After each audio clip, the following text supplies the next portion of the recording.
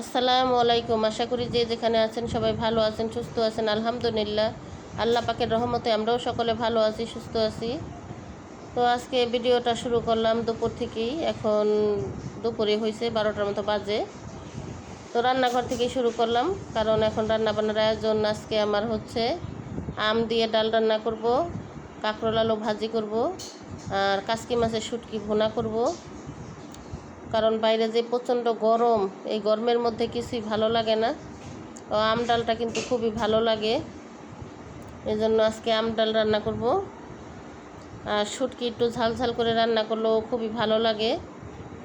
তো এগুলোই আজকে আমার রান্নার আয়োজন। তো ভিডিওটা সম্পূর্ণ দেখতে থাকুন, পাশেই থাকুন। ভালো লাগলে লাইক কমেন্ট শেয়ার করবেন, চ্যানেলটা অবশ্যই সাবস্ক্রাইব করবেন। তো দেখতে থাকুন। এখানে এই যে ডালটা ধোয়া হইতেছে। তো ডালটাই আগে বসাবো চুলায়, কারণ ডাল এখন সিদ্ধ হতে অনেক সময় লাগে, এজন্য ডালটা বসাবো। তো এই তো ডালটা ধুইয়া বসাই দিয়েছি চুলায়। ওই চুলায় আমি এখন শুটকিটা ভাজা নিব, কাসকি শুটকিটা ভাজা হলে ভাজিটা বসাই দেব, কাঁকরোল ভাজিটা। এখন ফ্রাই প্যানটা গরম হইতেছে।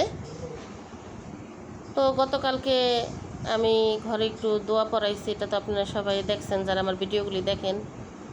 তো আমার অনেক দিনের ইচ্ছে ছিল যে ঘরে একটু দোয়া দরুদ পড়াবো, কিন্তু ইচ্ছে ছিল অনেক বড়োভাবে করব, কারণ আমাদের উপরে দিয়ে অনেক ঝড়ঝাপটাই গেছে। এজন্য ভাবছিলাম যে বড় করে একটু দোয়ার আয়োজন করব, কিন্তু ওটা সম্ভব হয়ে ওঠে নাই। তো কি আর করা, যতটুকু পারছি, আল্লাহ পাক যতটুকু তৌফিক দিছে অতটুকুই করছি। ইনশাল্লাহ আল্লাহ পাক যেন এই দোয়ার উসিলায় আল্লাহ পাক যেন সবাইকে ভালো রাখে, সুস্থ রাখে, আর সবাই যেন ভালো থাকে। আল্লাহ পাক সবার বিপদ আপদের থেকে আল্লাহ পাক সবাই রক্ষা করুক, এই দোয়াই করি। এইখানে আমার শুটকিগুলো ভাজা শেষ। এখন শুটকিগুলোই তো এখানে জালির ভিতরে ডলা দিলেই না একেবারে সুন্দরভাবে পরিষ্কার হয়ে যাবে। তো শুটকিটা আমি একটু পরে বসাবো, আগে কাঁকরোল ভাজিটা বসাবো। কাঁকরোল ভাজিটা হলে শুটকিটা রান্না করব। তো তারপরে আমার রান্নাবান্না শেষ।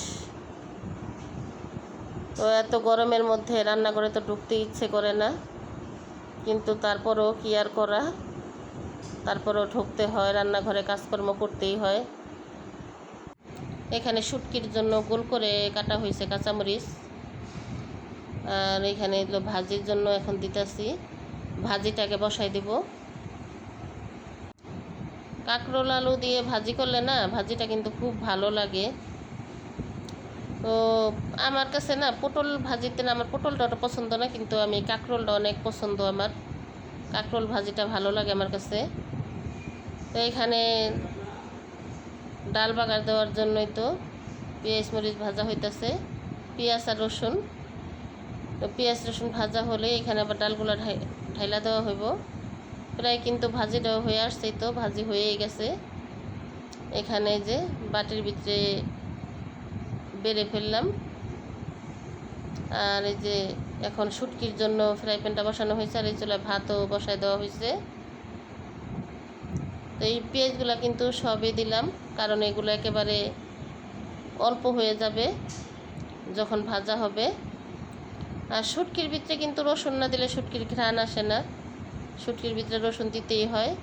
তো এইভাবেও কাইটা দেই, আবার একটু ওই পাটার উপরে রেখে না একটু পুতা দিয়ে ছেঁচাও দেই, কারণ ওইটাও ঘ্রাণ হয় ভালো, আবার এইটাও হয় ভালো।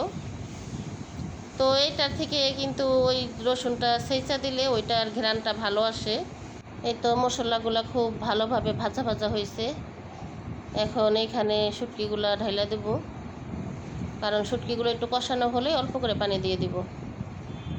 তো এই তো শুটকিগুলো ঢাইলা দিলাম। তো এখন একটু লাড়াচাড়া দিয়ে, কারণ যেহেতু এইখানে গরম পানি দেওয়া হয়েছিল শুটকির ভিতরে, তো এমনিতেই সিদ্ধ হয়ে গেছে, এটা আর এখন হইতে সময় লাগবে না। এখন অল্প করে পানি দিব, এই যে সামান্য পরিমাণে দিলাম। এখন এটা হলেই আমার রান্নাবান্না শেষ হয়ে যাবে। মানুষ কিন্তু অনেক কিছু আশা করে, তো সব আশা সবসময় পূরণ হয় না।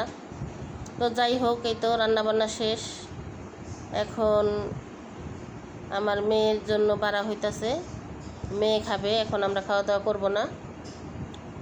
এই তো শুটকির তরকারিটার কালারটা কিন্তু খুব সুন্দর হয়েছে। আপনারা কমেন্টে জানাবেন আমার এই শুটকির তরকারিটা রান্না কেমন হয়েছে। তো মেয়ের দিলাম ভাত, মেয়ে এখন খাবে, কারণ রান্না করতে করতে আমাদের শরবত খাওয়া হয়েছে, তো এখন আর ভাতের ওই তৃষ্ণাটা নাই। তো আমার আজকের ভিডিওটা আপনাদের কাছে কেমন লাগলো কমেন্টে জানাবেন। সবাই ভালো থাকবেন, সুস্থ থাকবেন। আল্লাহ হাফেজ।